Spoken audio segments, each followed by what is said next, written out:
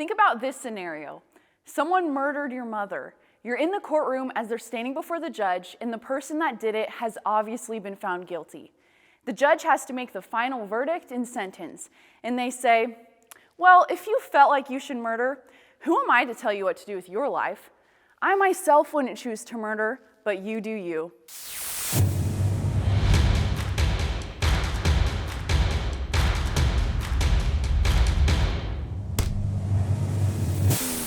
Okay, so I know that's an extreme example, but I think it proves the point.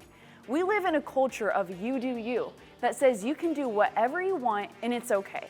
And Christians have even fallen into this thinking. We get so afraid of anyone thinking we're judgmental or too hard on the rules that we just say, you do you and I'll do me.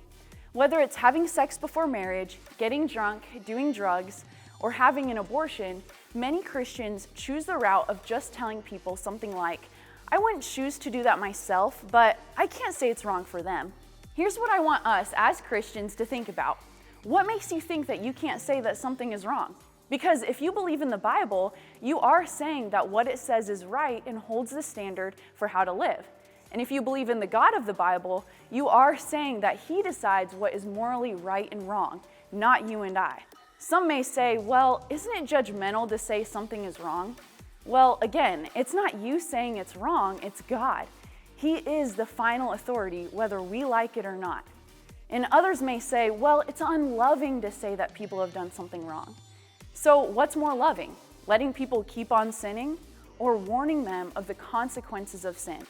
It says in Galatians 5:19, when you follow the desires of your sinful nature, the results are very clear.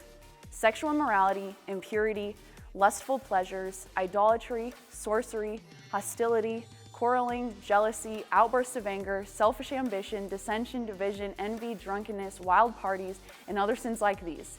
Let me tell you again, as I have before, that anyone living that sort of life will not inherit the kingdom of God. You see, it's not all about this person's life here on earth. It's about whether someone will spend eternity in heaven or in hell. So let's be people that warn others about getting drunk or having sex outside of marriage, not because it's reckless or not a wise decision, but more importantly, it's a sin against God and deserving of a consequence. Just like in that scenario, how the person that murdered your mother is deserving of a punishment. And telling people this truly is the most loving thing that you can do for a person. But also, it's not really about telling people what they've done wrong. When we get past the fear of looking judgmental and start telling people the truth, we get to tell them about the greatest news ever. But God showed His great love for us by sending Christ to die for us while we were still sinners. Romans 5:8. If we're willing to say it's not okay to do whatever you want and that they have sinned, then we're able to tell them about what can save them for eternity, Jesus Christ. So the next time you're tempted to say or just to think you do you, think about Jesus, who gave His life so that we would be saved. But Jesus doesn't say you do you. He says follow me.